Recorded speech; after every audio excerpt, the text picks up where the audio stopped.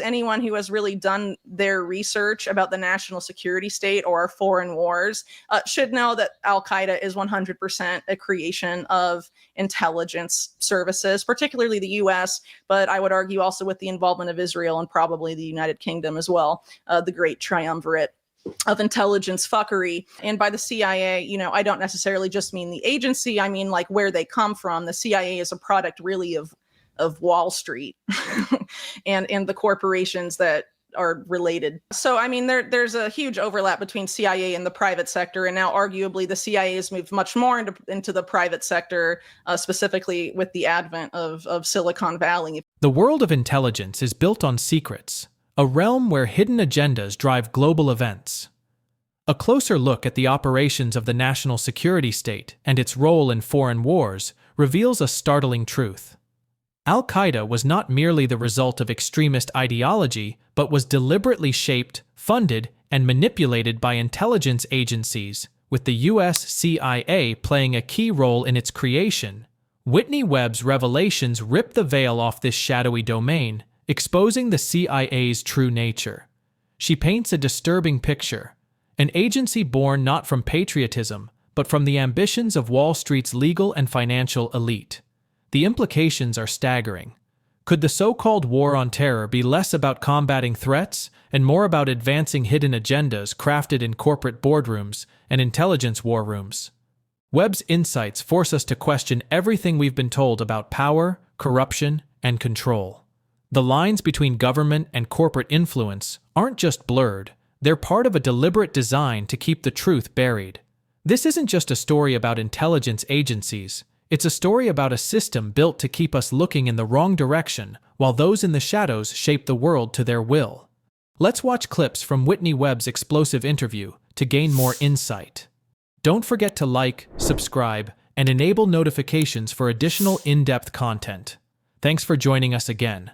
Enjoy the video. And the one I was commenting on is where in that same Rogan interview, he parrots this narrative that a guest on his show gave him named Sarah Adams, who's a former CIA targeting officer.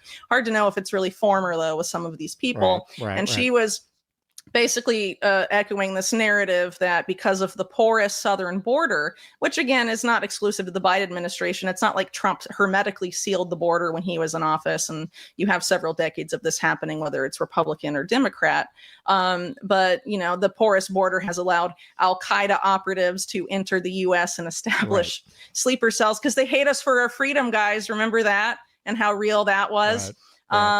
Yeah. So that's very frustrating to me because anyone who has really done their research about the national security state or foreign wars should know that Al-Qaeda is 100% a creation of intelligence services, particularly the US, but I would argue also with the involvement of Israel and probably the United Kingdom as well, the great triumvirate of intelligence fuckery. I think that particular narrative that's being talked about very much right now, how convenient is that? Yes. Because I have been writing for a very long time about the efforts to implement, after the war on terror, going back to the Bush era neocons, the plans on the books were also for a war on domestic terror. And every administration, Trump included, have expanded that infrastructure significantly. Every single administration since 9/11. It's very troubling. So if you look at the Biden administration's expansion of it and how they define domestic terrorist, it includes people who oppose government overreach, people who are opposed to any form of capitalism, right? So it could be crony capitalism, it could be stakeholder capitalism. I mean, it could be any kind of, whatever they choose to define as capitalism. You don't like the current economic system, you can be considered a domestic terrorist, or you don't like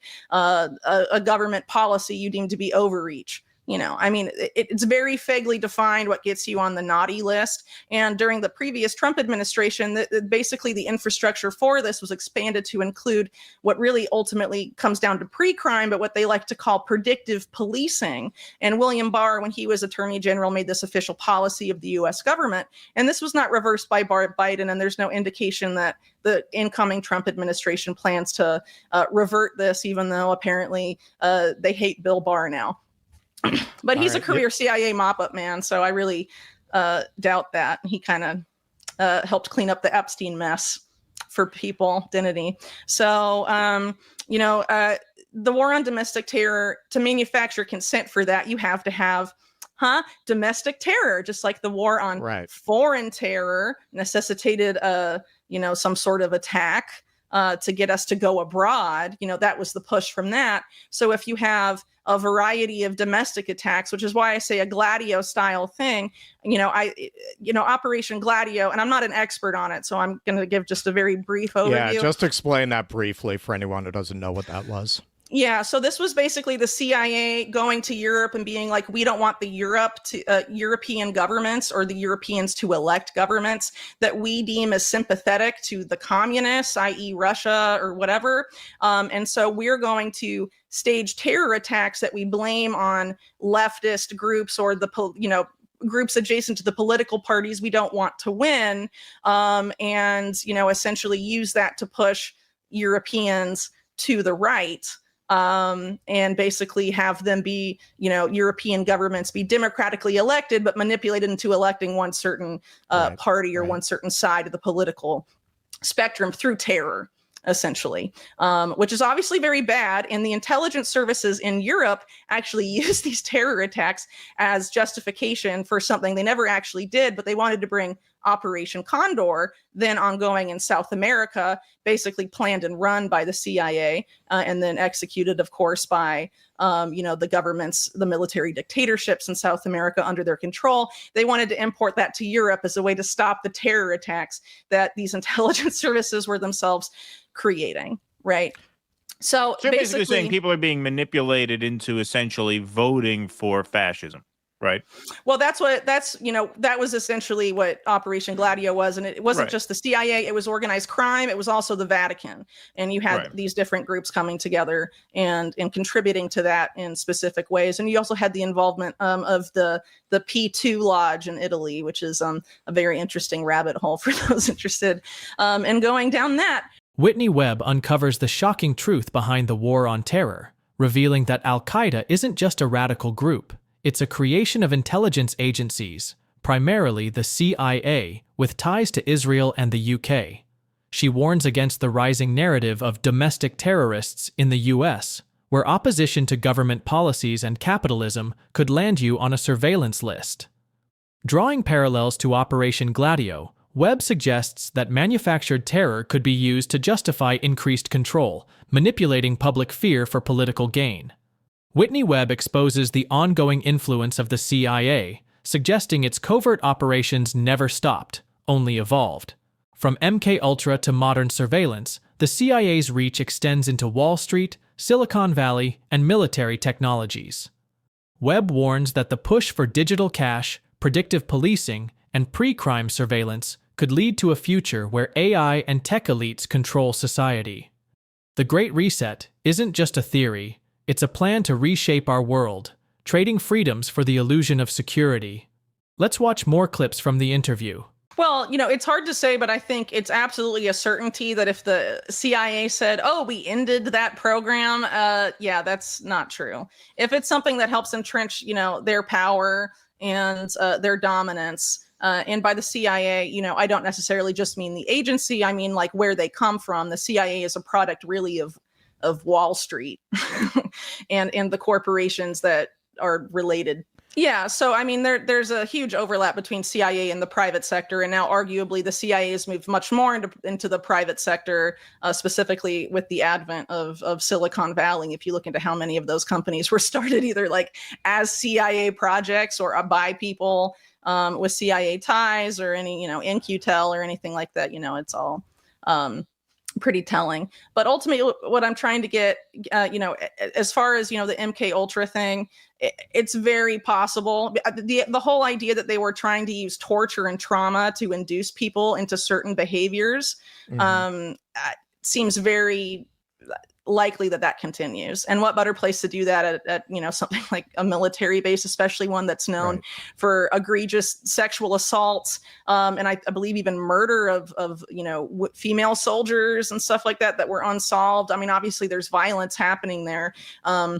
And would that be directed? I mean, obviously, if it happened in the past, there's sort of this what I would call a misconception that the naughty things the CIA did in the 50s and 60s and 70s, and then that were outed during the Church Committee, the idea that like, oh, that stopped anything, even though there was no accountability. Congress was totally stonewalled by the CIA, actually by William Barr, who was a lawyer for the CIA at the time. That was his main job at the time. Funny how these people pop up time and again. And, it doesn't mean they stopped. There's no proof they stopped. Congress just stopped investigating. And obviously it makes sense that there was a lot of pressure applied to our political system to stop that. And, but again, unfortunately, we have to be in the realm of speculation here, because it's not like any sort of evidence that would ultimately lead us to conclusively know that will ever be released to the public. So we're sort of stuck speculating, but we know that the lack of accountability of the CIA and the fact that they continue to do terrible things like they did decades ago, that all of this persists, and that the CIA definitely does regularly engage in torture, of people without due process and whatever. Would they use that to try and control people? And would they do it on our own soldiers? They experiment on U.S. soldiers all the time. People should look into these military, installations in the U.S. that are part of this defense innovation unit, and all this, the sort of merging again of Silicon Valley and the military, trying to make these transhumanist soldiers and put chips in soldiers' brains so they can control drone swarms with their minds, and like all the weird genetic engineering stuff. I mean, they're doing all of this to soldiers right now. So why wouldn't they? And that's like admitted. It's not like the mainstream media like reports on it, but if you look for it, it's there, So why wouldn't they, try mind control by different means, or even use those same means that allow them to control drone swarms with their brains, use that to manipulate soldiers in a different direction? I mean, they're about to be commercialized, the brain chips. So why wouldn't they covertly use them on people? If they keep pushing this narrative enough about Al-Qaeda, for example, we need to go after terror financing. Well, now we need visibility into every dollar spent everywhere in the country. And you can then sell, a digital cashless surveillable, programmable even society. With pre-crime, the ultimate goal of total information awareness, the DARPA program that Palantir repackaged as a private sector thing, the goal of that was to stop terror attacks before it happened. But then they also wanted to apply that to stop pandemics before they happen. There was this multi-tier goal, you could argue, and the anthrax attacks right after 9/11 were all part of this. Actually, it was intended with the anthrax attacks to have multiple bioterror events happen after that. But lo and behold, the anthrax was traced back to a U.S. military before they could convince everyone that it had actually come from Iraq. And so that operation kind of got folded, but you can see that that was ultimately the plan. And so if this narrative is sort of about Al-Qaeda sleeper cells being activated or whatever is sort of predictive programming for some sort of American Gladio thing, which I certainly hope it is not. But if it is, the goal is to have people so scared and so freaked out and feel so insecure that they'll be willing to trade their remaining liberties and freedom for that. And ultimately, a lot of these things, particularly digital ID, are really the linchpin in leading us into this digital transformation era that has a lot of names, that some of them turn people off, like the Great Reset and whatever. But ultimately, the goal is to lead people into this fourth industrial revolution, which is basically sort of this post-human future where AI basically runs everything and the tech overlords rule over us. And they're trying to convince a lot of people right now that they will be benevolent overlords, and they're so cool and they're anti-woke. Whitney Webb's exploration of government manipulation and control ties directly into the recent revelations from a CIA whistleblower who claims the agency is gaslighting its former employees affected by Havana syndrome. Alice, a medically retired CIA officer, describes how her debilitating injuries from this mysterious disorder have been dismissed and downplayed by her former employer, echoing Webb's broader critique of the CIA's lack of accountability. Webb suggests that the CIA's operations are far from transparent, asserting that their power extends beyond espionage, influencing sectors like Wall Street and Silicon Valley. Alice's experience sheds light on how the CIA, rather than protecting its own, is engaged in covering up the effects of its covert operations. This echoes Webb's argument that the CIA is deeply entangled with the private sector, particularly in emerging technologies used to manipulate and surveil populations. The narrative pushed by Alice is a stark reminder of how the government can overlook or deny its role in human suffering, only further entrenching its control over those who expose these secrets. Furthermore, Webb's warnings about a growing surveillance state and the potential for pre-crime systems mirror the whistleblower's call for accountability in the aftermath of covert government actions. Alice's plea for truth and medical care resonates with Webb's larger argument about how the CIA, and by extension the state, maintains its dominance through secrecy, deception, and an expanding web of surveillance technologies. Both voices urge Americans to recognize the extent to which government agencies manipulate their power and control. As we wrap up, what do you think can be done to hold intelligence agencies accountable for their covert operations and the secrecy that enables them to maintain power? Let us know your thoughts in the comments below. Share this video and hit the like button.